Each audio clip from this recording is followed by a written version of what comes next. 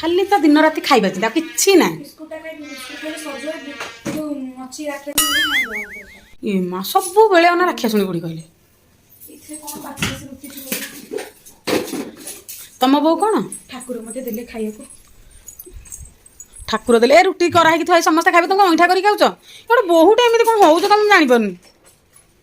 ବାସି ରୁଟି ମାତ୍ର 3ଟା। ବାସି ରୁଟି ନୁହଁ, ମନା କରିଛି 3ଟା ମୁଁ ଖାଇବି ବୋଲି। 10ଟା ରୁଟି ଖାଇଥାନ୍ତି 3ଟା ଅଛି।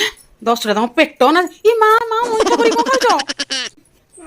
ସାଙ୍ଗମାନେ ଦେଖନ୍ତୁ ନୂଆ ବୋହୂଙ୍କର ଇଏ କି ରୂପ, ସବୁବେଳେ ଅଇଁଠା କରିକି ଖାଇଲେ ମାନେ କଣ ମୁଁ ଆଉ ଆଙ୍କୁ କହିବି, ଆପଣ ମାନେ ହିଁ କୁହନ୍ତୁ। ଦେଖନ୍ତୁ କିନ୍ତୁ ଅଇଁଠା କରିକି ସବୁ ରୁଟି ଯାକ ଖାଇଲେଣି। ଦେଖନ୍ତୁ ସବୁ ରୁଟିରୁ ଟିକେ ଟିକେ ଖାଇକି ଥିଲେ। ଆଙ୍କ ଅଇଁଠା କିଏ ଖାଇବ? ଆଙ୍କ ଅଇଁଠା ଆମେ କାହିଁ ଖାଇବୁ? କଣ ପାଇଁ? ଦେଖୁନ କିନ୍ତୁ ପାଟି ଫୁଲ, ରାକ୍ଷସ ପାଟିରେ କେମିତି ଧରୁଛି। ଭଗବାନ ହେ ପ୍ରଭୁ, ସମସ୍ତଙ୍କୁ ମରଣ ହଉଛି, ରାକ୍ଷସୁଣୀ ନୂଆ ବୋହୂ କାହିଁ ମରଣ ହଉନି କେଜାଣି।